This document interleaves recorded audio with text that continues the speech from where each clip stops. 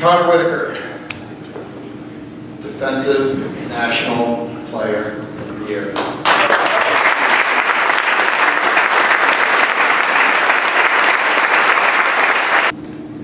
Clearly, my family and people close to me are really important, and that relates to the message that I want to share pertaining to my experience here. I think it was during my sophomore year, maybe at the beginning of maybe at the banquet, or maybe just an end-of-season talk, when Wag said to the group that he didn't care about winning a national championship.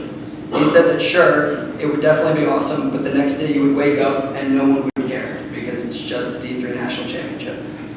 And I can remember being so pissed off at him that day, in that moment, when I heard him say that, because I'm one of the most competitive people in the world, and winning has been the only option for me during my sports career.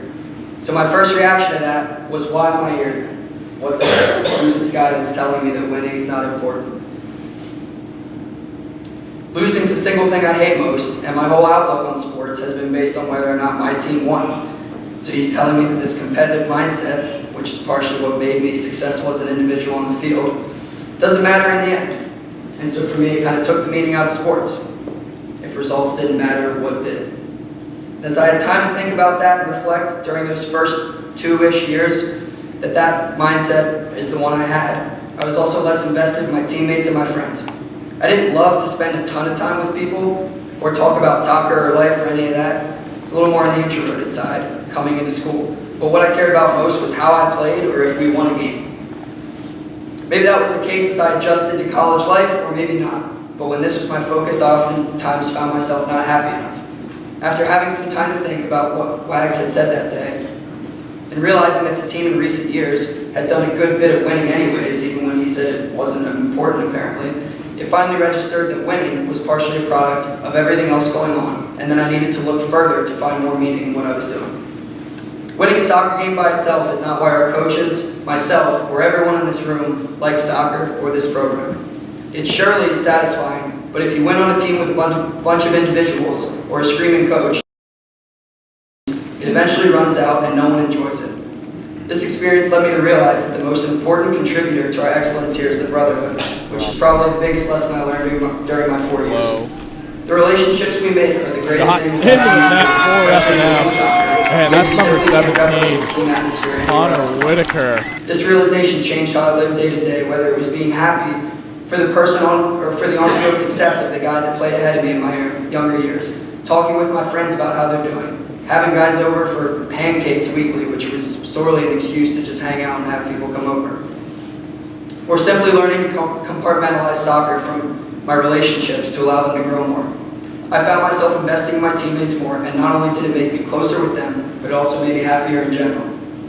In my experience, being part of a brotherhood like this allowed me to grow and serve a bigger purpose. Once I started investing in others, I found myself in the library more often with these same people, which is something that I didn't do enough of early on. I trained more with guys, even when we didn't need to or weren't supposed to. Went to the gym with guys more. Some of these guys being outside my own class, oftentimes it was with them, but it included other guys. Truly a team atmosphere.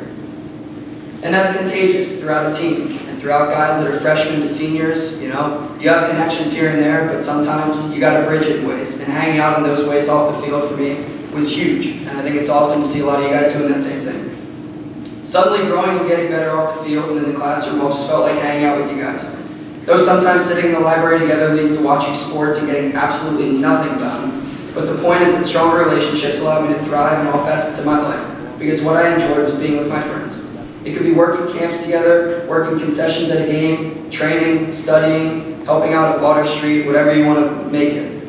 When you do it together, it's an energy that carries throughout life, into others, and onto the field. Though winning is awesome, I find that what I will miss most are these moments behind the scenes spent with my best friends. I'm lucky to say that I've made enough memories in these last 4 years with all you guys to fill a book.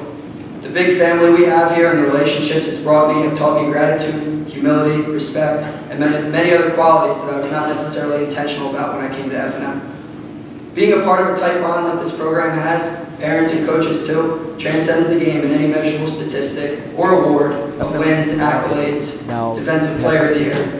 It creates a good culture by itself.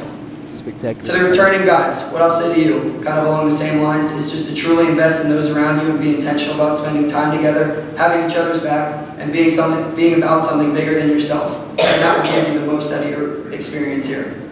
It will go quicker than you think, and like a few of us mentioned, what you will miss most probably won't be soccer games. There will definitely be a few memorable ones, and all the winning will surely serve as awesome accomplishments and memories. But what you'll miss most is the people that were on the journey with you. The process of overcoming barriers, facing adversity, and growing together. The late nights cramming work with your friends, days serving others, watching shows together, running sprints together in the off-season, weekend nights, and everything in between. Be intentional about taking advantage of this while you can, because I learned that making the effort to invest in others during your time here will create real relationships that will last forever. Thank you.